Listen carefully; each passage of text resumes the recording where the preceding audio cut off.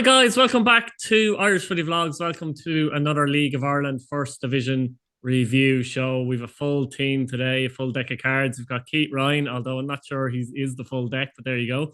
We've got Gavin Woods, who was washing his hair before he came on. And we've got Sean, who won't give Gavin any of his hair, basically. So what's the story, boys? All right. Going grand. I can't see my hair. 2 seconds, just call me. I'll be quite you. Athlone 2, Wexford 0 finished in Athlone. Goals from Adam Lennon on 49 and Hickey on 84. And I suppose I'll start with Keith with this one, actually. We have a disaster for Wexford, really, in terms of the league table. They're now 9 points behind Treaty. It's starting to look unlikely that they're going to actually pass Treaty in the league.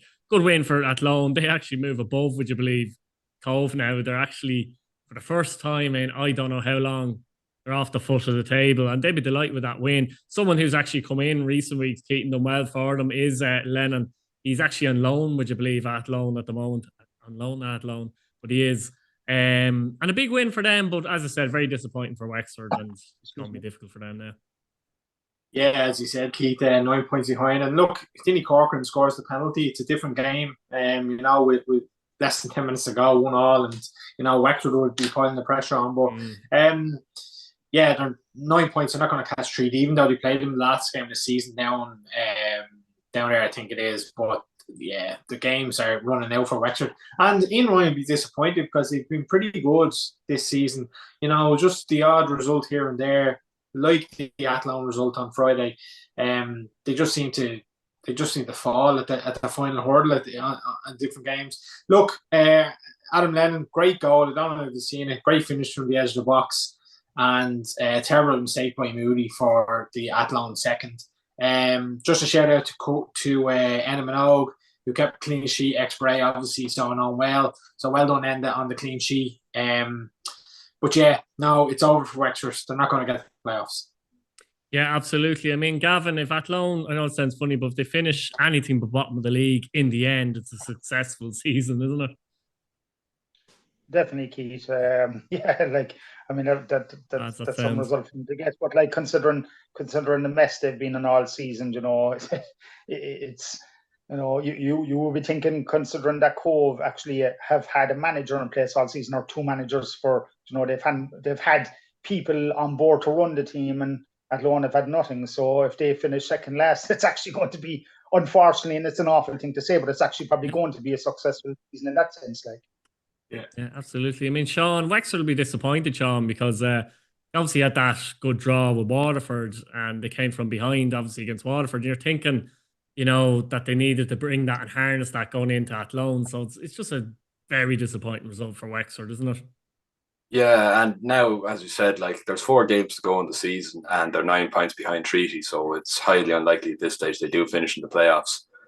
I was looking at the schedule for Treaty, and it's possible that they lose all 4 of those games, but Wexford now have to go away to Cork and at home to Galway. So, for them to run the table and get into the playoffs after what was a season of good football, it's going to be very disappointing for them.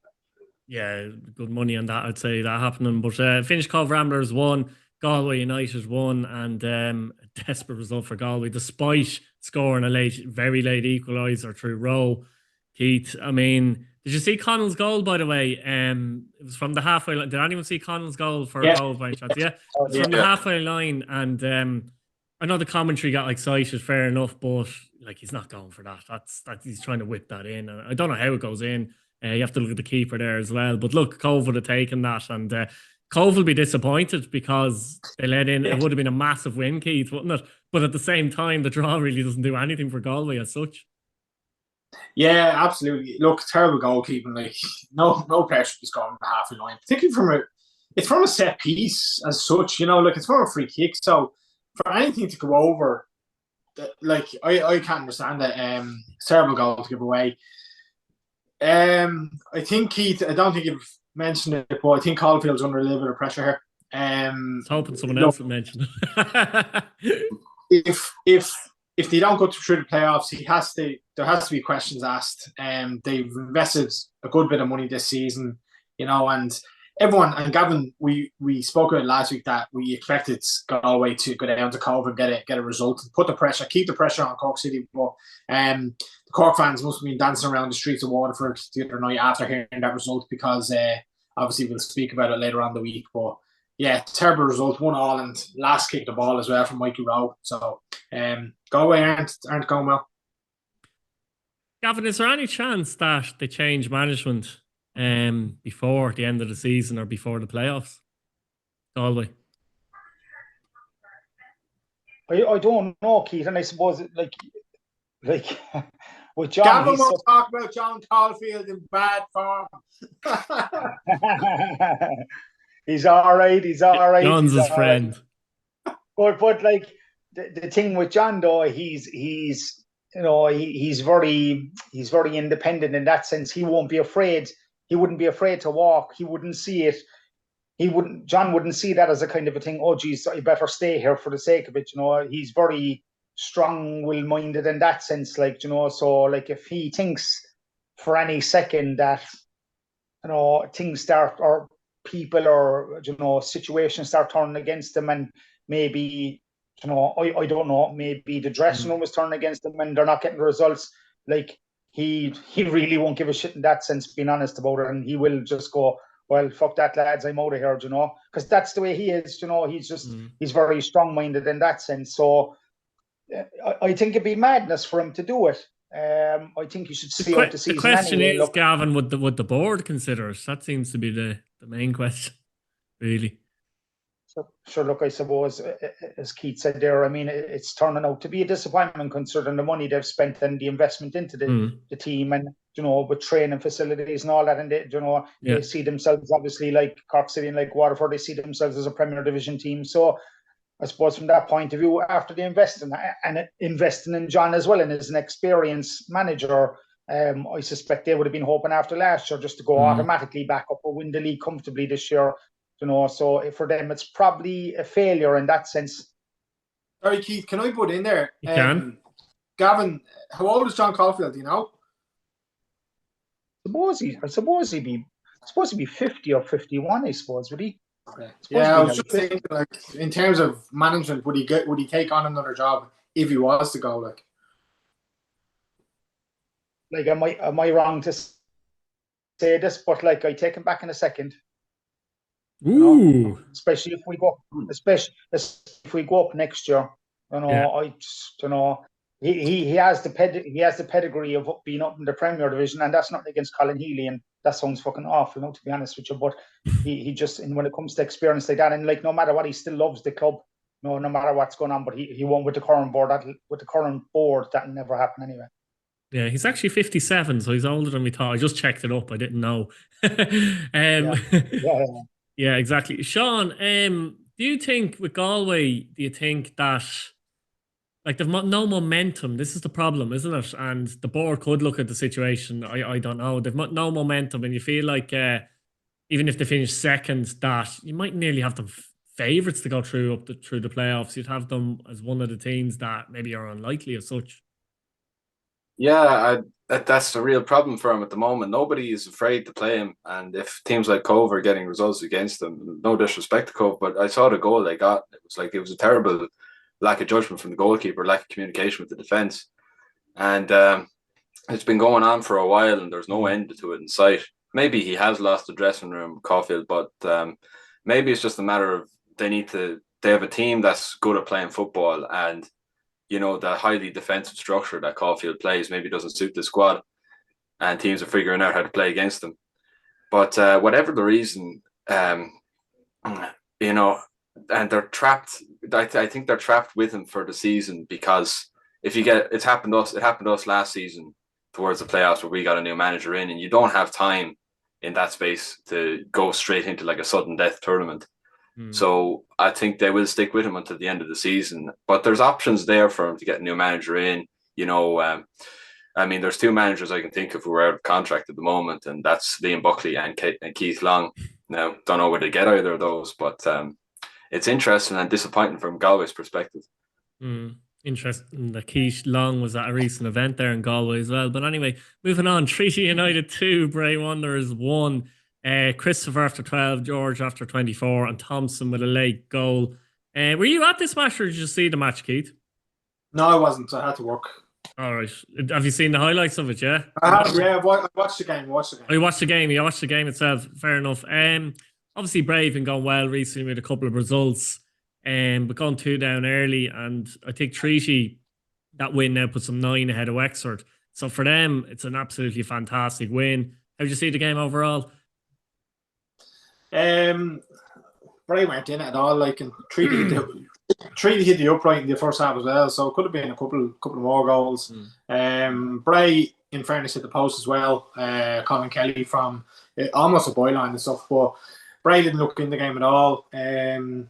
Treaty didn't dominate as such, but they were comfortable. And Bray's goal, Callum Thompson, was a bit of a fluke. It's a bit like Cobh's goal as such. Like, he went down onto the byline, tried to cross the ball in, but it looped over the goalkeeper into the far corner. It wasn't meant. It looks like a good goal on telly or wherever, but it wasn't meant. A bit of a fluke. And yeah, you're right. Mini revival for Bray. Kind of, you hit the ground then with a defeat in Treaty, and I just can't wait for the season to be over. And do you know what's worrying, Keith? Players seem to have dribbled and trickled out of the club over the last number of weeks. The high-profile one is Curtis Byrne, who announced it himself. He went to Bluebell, scored for them at the weekend. Darrell Livingston went to Wexford. He's playing with their underage team. I think Carl Manahan has left. Owen McPhillips, I think, has left as well. I haven't seen Billy Labutus. I haven't seen it in a couple of weeks as well. But there's been nothing from the club to mention that. Sean Callum went earlier on the season as well. So he went there's rumours. There's rumours about Conor Clifford. I don't know where that's going to end up. He's our best player. Be fantastic to keep him, but I wouldn't blame him if he wanted to move on. It's a pity. The funny thing there, Keith, is as well is that usually you find out the players have been released and all this kind of stuff, and some of those names I didn't even realise had left Bray. I hadn't either, and as I said, some players haven't been mentioned in a few weeks, and I only knew about Darrell Livingston because he scored for the Wexford underage team a couple of weeks ago, and it's worrying that so many players have left, and you'd question why are they leaving? In pretty large numbers, like that's 6 or 7 players we mentioned. It's a shame because there are good players in that squad. Curtis Bourne on his day, he's a good player. As I mentioned, Clifford's a good player. Paul Fox is decent on the left side. And it's a shame how this season has gone. And as I said, I can't wait for it to finish. Yeah, that's it, Gavin. Like, I think as well with Bray, we've said how poor they are this season a lot of the time, but I do think that the players may not have had the best environment either. And when the environment around is poor, you usually don't get the best of the players you have anyway, do you? No, like if there's a bit of toxic kind of going on in the dressing room, like it's no good for a dressing room, like, and especially at that level, Keith, you want your team to do as well as you can, but like, I mean, if there's people shouting from the top and giving instructions that aren't giving off, positive vibes, and it just doesn't work that way. Like, and you can't expect a team to do well in the League of Ireland if that's going to be happening.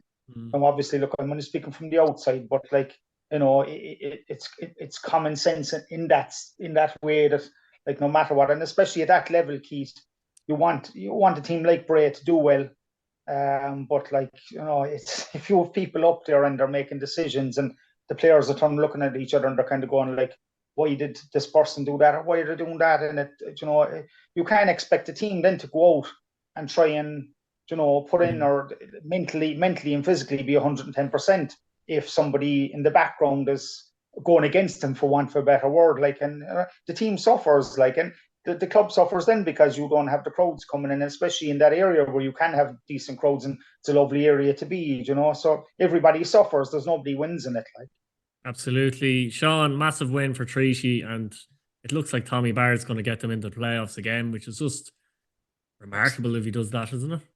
Yeah, it's a huge achievement for a club that's only 2 years old. I mean, and They didn't always play well. They were a bit inconsistent throughout the season, but they'll be delighted to finish fifth and secure that playoff spot now because they've given themselves a chance of going up. It is an outside chance, but a chance is a chance, and fair play to them. Absolutely. I suppose we better finish on this game. Waterford FC 1, Cork City 2. Big Munster derby. Andy Piley's first time he was at the RSC, wasn't it, Sean, as well? Properly, as chairman. It was his first time at the RSC as the owner. Exactly, as the owner was his first time there, so he's been there kind of as such. But yeah, huge win for Cork City. Murphy 55.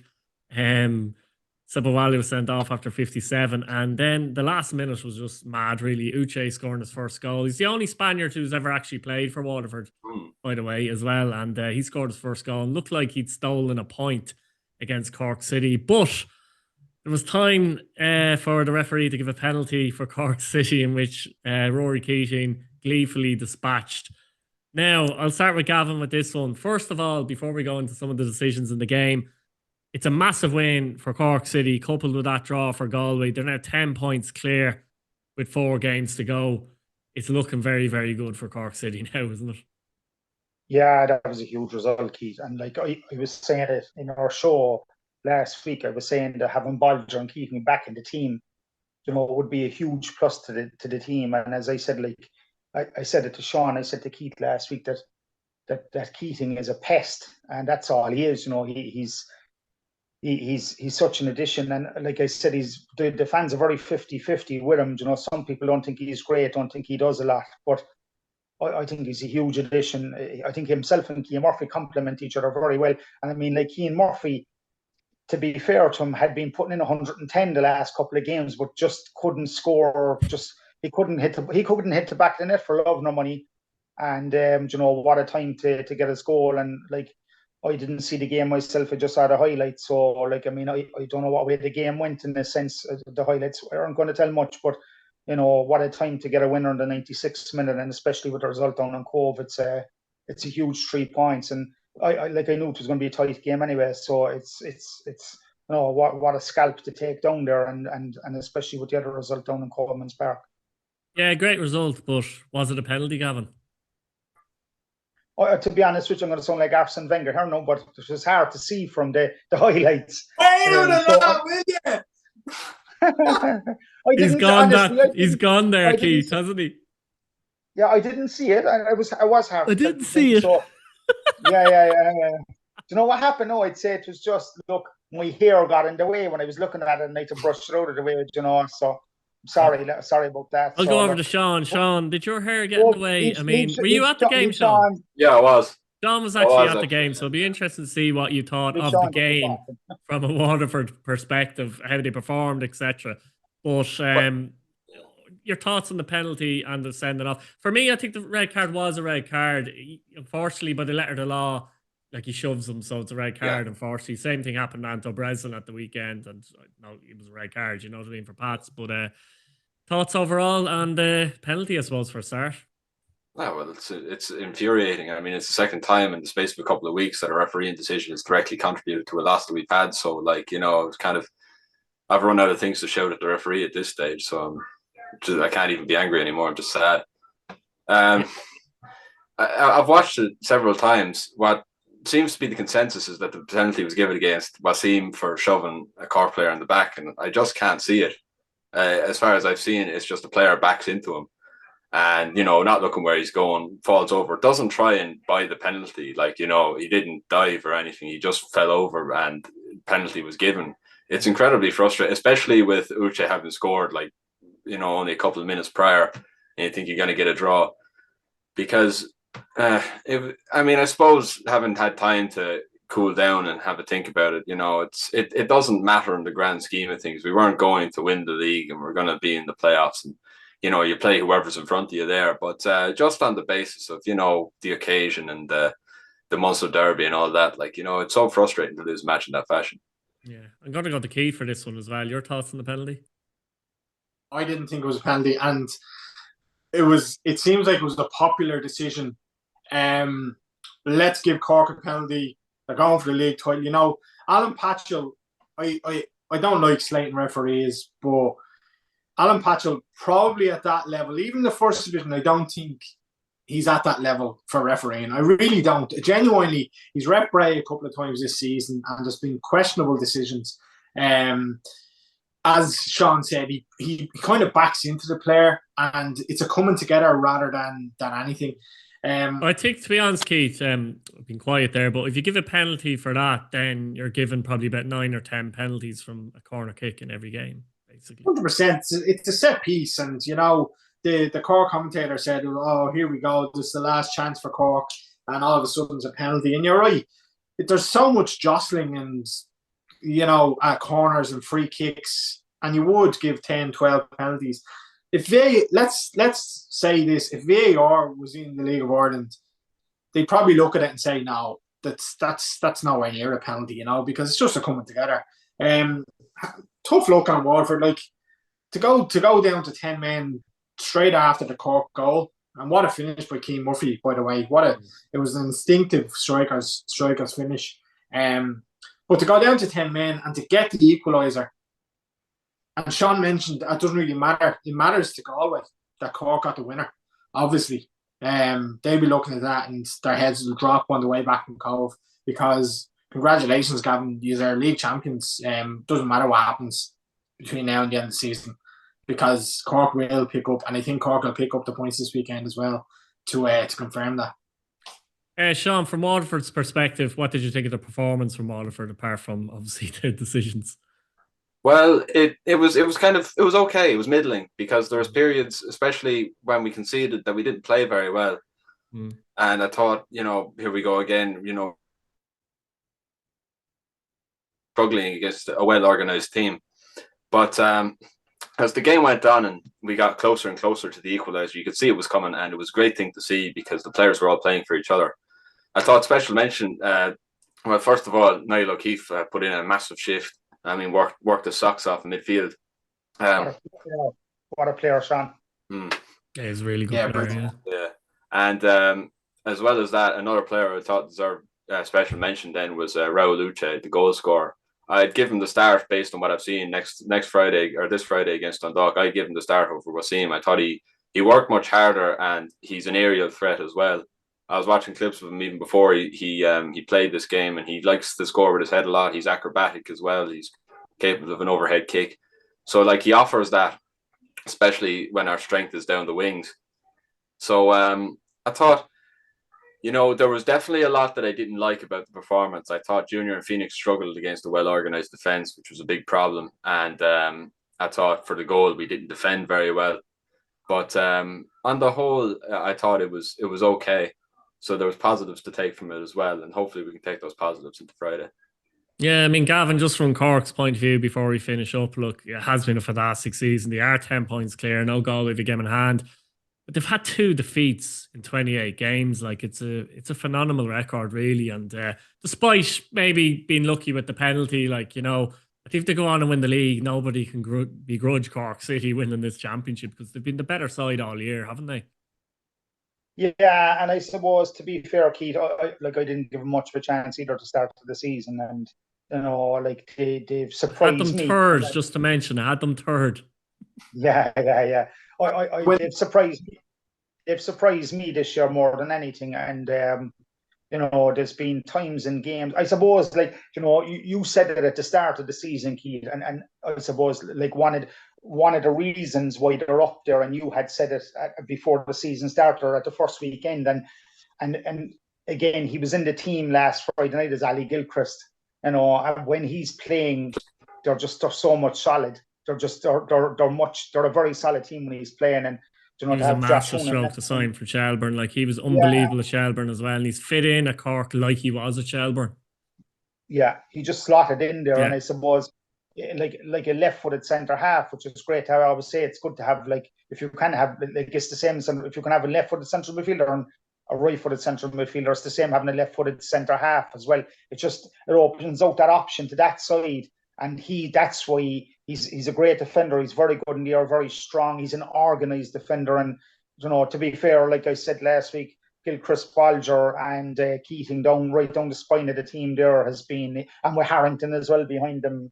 It's been probably the probably one of the main reasons they've been able to work around the rest of the team, but they've been the main reasons why I think they're top of the league, and touch wood that they do win it.